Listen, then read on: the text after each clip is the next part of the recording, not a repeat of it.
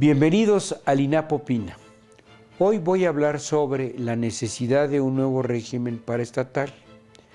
La resolución de la Suprema Corte de Justicia de la Nación al planteamiento del Sindicato Mexicano de Electricistas de reconocer a la Comisión Federal de Electricidad como patrón sustituto nos brinda la oportunidad y nos permite recordar que este sindicato proviene de una relación laboral con la otrora Mexican Light and Power Company, que al ser adquirida por el gobierno en los años 60 del siglo pasado, sí estableció un patrón sustituto en la Compañía de Luz y Fuerza del Centro, que se liquidó por su inviabilidad económica.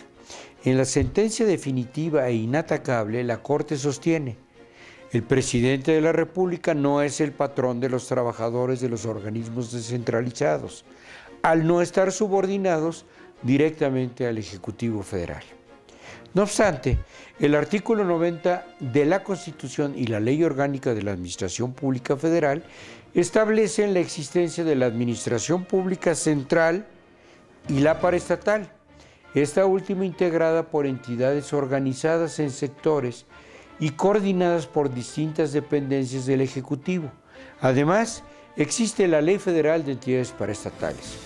¿Cuáles son las características y alcances de la paraestatalidad? ¿Es conveniente mantener el régimen jurídico administrativo en que se desenvuelven?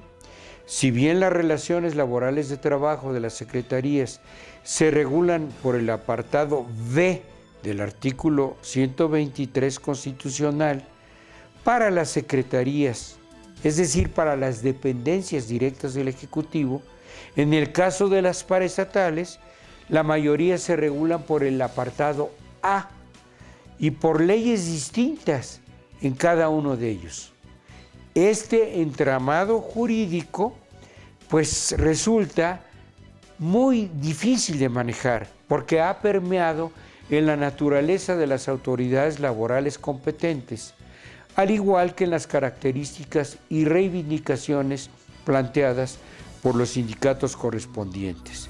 De todo esto se percibe la necesidad de revisar y reformar el marco constitucional, legal y reglamentario en las relaciones del Estado con sus trabajadores, para evitar regímenes laborales de excepción y beneficios desproporcionados en algunos sectores, en contraste con el rezago de otros.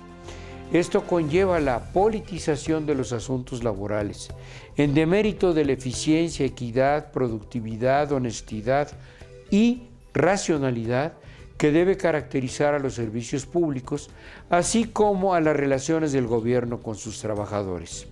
Urge actualizar esta normatividad al estar inmersos en una globalización que nos impulsa a realizar reformas estructurales de distinta índole y nos enfrenta a resolver una ecuación con prudencia y equilibrio. ¿Cómo participar en un mundo extremadamente competitivo y a la vez salvaguardar los derechos laborales y humanos de los trabajadores? ¿Cómo encontrar soluciones a liderazgos que buscan más el beneficio de sus mandos que el de sus representados, sin poner en riesgo un adecuado manejo de la política laboral? Precisa acentuar que con el derecho y desde el derecho se posibilita el encuentro de los intereses en conflicto. Seguiremos deshojando la margarita.